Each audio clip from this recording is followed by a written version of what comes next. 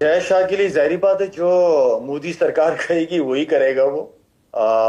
उनको खुश रखना उसकी सबसे बड़ी रिस्पॉन्सिबिलिटी बनती है। अगर आप देखें तो वो एंटी मुस्लिम कार्ड हमेशा खेलता रहा है वो बंदा। जनाब, हालात तो हो गए हैं बहुत ज्यादा खराब। अब यकदम वो हुआ जिसका डर था, पहलगाम इंसिडेंट, जिसको लेकर भारतीय मीडिया ने बगैर सोचे समझे, बगैर सुराग लगाए या तहकीकात के पाकिस्तान पर इल्जाम धर दिया कि इसके पीछे स्ट्रिक्ट पाकिस्तान। एक्शन लेना जरूरी है, ये कोई मजाक नहीं है यार, हर साल ऐसे होता रहता है। Terrorism can not be tolerated, it can not be. Munir का सर काट के लाओ इंडिया, मैं अपनी सारी जिंदगी की कमाई दे दूंगा, फिर चाहे मुझे दोबारा ग्राउंड जीरो से शुरू करना। 15,000 से ज्यादा ख्वातीन जो हैं जो आपकी आर्म फोर्सेज हैं उनके हाथों गैंग रेप का विक्टिम हो चुकी हैं। ये आदमी झूठ बोल रहा है, ये बैरिस्टर नहीं है, ये आदमी चोर है। 13,000 से ये आदमी जेब कतरा है, मोबाइल छीनता है लाहौर की सड़कों चाहते पे। यही है कि किसी न किसी तरीके से हम अपनी तरफ से जो नुकसान दे सकते हैं इस मुल्क को, पाकिस्तान को, वो देंगे। वंदे मातरम दोस्तों, आज की डिबेट में हम देखेंगे अपने जो मेजर गौरव आर्या हैं, उन्होंने पाकिस्तानी पैनलिस्ट को बुरी तरह से पेल दिया है। दोस्तों,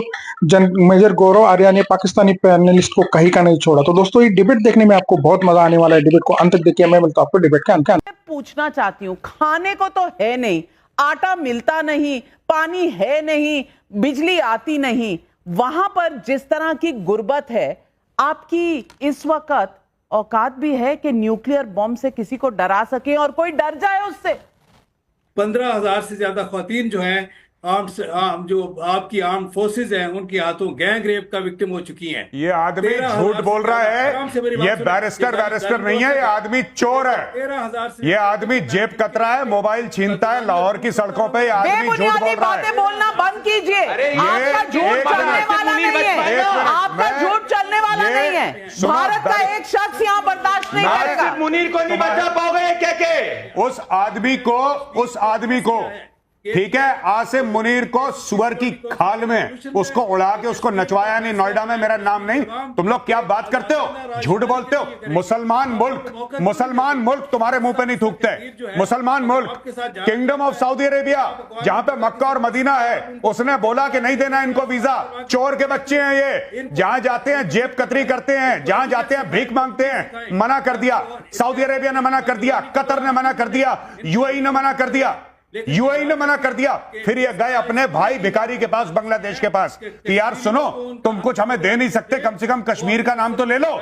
उसने बोला कि कश्मीर को मारो गोली, सबसे पहले तुम $4.5 अरब तो दो हमें। और यहाँ पे बैरिस्टर आया, पता नहीं कौन से स्कूल से पढ़ा बैरिस्टर है ये। तो ये हम क्या बात कर रहे हो?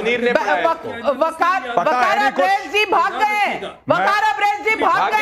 अरे सच्चाई सुनाई, आप झूठ पेलेंगे, आप न्यूक्लियर बॉम्ब का डर दिखाएंगे तो आप डर जाएंगे क्या? नहीं, मैं चाहता हूं, मैं आज रिक्वेस्ट कर रहा हूं मजीद ब्रिगेड को, बीएलए को, इसके यहां जाना। ये बैरिस्टर के यहां, इसका एड्रेस मैं देता हूं। मजीद ब्रिगेड को इसके घर जाना, सबसे पहले इसको उठा के लाना, इसको उल्टा टांगो। ये बहुत चेंचे कर रहा है यहां पे, बहुत नहीं। क्या गारंटी है कि ये शो खत्म होगा उसके बाद ये सुरक्षित महसूस कर? बेंगलोर में जब हम जीते थे, मैं जीते थे, जब हम निकल रहे थे, होटल जा रहे थे, तो पथराव हुआ था ग्राउंड में भी पत्थर मारे गए थे। ये चीजें खैर हो जाती है, लेकिन बात ये थी कि थ्रेट्स तो हमें वहां से आती थी, बाल ठाकरे साहब की तरफ से, लेकिन क्योंकि गवर्नमेंट ने ग्रीन सिग्नल दिया हुआ था तो हमें किसी चीज की फिक्र नहीं थी। और पाकिस्तान और इंडिया दोनों चाह रहे थे कि क्रिकेट हो, टूर हो आपस में। ऐसे अनासिर होते हैं। मेरे ख्याल में जो इंडिया में क्या कम ग्रुप हैं इस वक्त, तकरीबन 45 से 50 उनके अपने ग्रुप्स हैं अंदर, जो कि के खैर आई थिंक इसको बड़े पॉलिटिकली तरीके से हैंडल करने की जरूरत होती है। और अपनी लॉबिंग स्ट्रॉन्ग करें जी। आप अपने आईसीसी के साथ आपके अच्छे रिलेशनशिप, बाकी क्रिकेट बोर्ड्स के साथ, जो चेयरमैन के जो काम होते हैं वो बहुत जरूरी है कि दूसरे क्रिकेट बोर्ड के चेयरमैन के साथ, उनके बोर्ड्स के साथ आपकी अच्छी रिलेशनशिप हो, अच्छे लेवल पे हो। आप लॉबिंग करें, क्यों नहीं करें? लॉबिंग की जरूरत होती है, हर मुल्क करता है, हमें भी करनी चाहिए। और उससे रिजल्ट आते हैं। चाहता ही नहीं है कि टेंशन कम हो, हम चाहते हैं कि टेंशन कम हो। इंडिया नहीं चाहता कि टेंशन कम हो। वो समझते हैं कि हम इस वक्त बड़े कमज़ोर मुल्क बन चुके हैं, हमारे एक बड़ा ख़तरनाक दौर से दूर रहे हैं, अंदरूनी हालात भी अच्छे नहीं हैं, लड़ाई झगड़े चल रहे हैं, हमारे यहाँ भी तो मसले बने हुए हैं ना, और ऊपर से आइसोलेट भी हुए हुए हैं।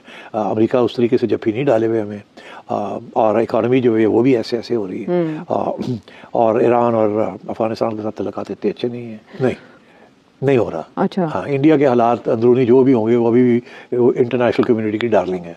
बदकिस्मती हमारी ये है कि हम डार्लिंग नहीं है, वो अभी भी डार्लिंग है।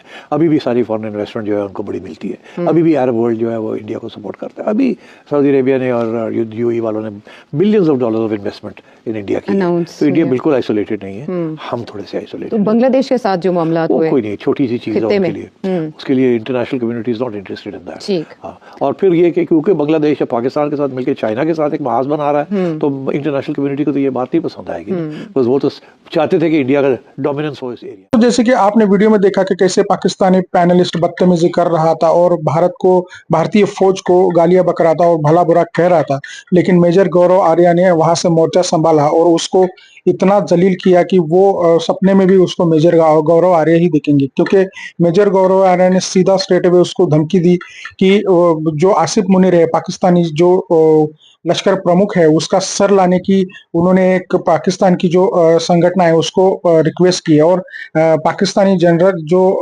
पैनलिस्ट बैठा था उसका घर का पता भी उन्होंने उसको दे दिया और बोला कि इसको वहां से उठा के लाओ। तो दोस्तों पाकिस्तानी पैनल के भाग खड़ा हो गया। दोस्तों ये देखने में तो मजा ही आ गया। तो दोस्तों आशा करता हूँ ये डिबेट आपको अच्छी लगी होगी, अगर अच्छी लगी तो लाइक कमेंट शेयर जरूर कीजिए, और दोस्तों चैनल पर नए हैं तो सब्सक्राइब करके बेल आइकन जरूर दबाइए ताकि अगले वीडियो की नोटिफिकेशन आपको मिलती रहे।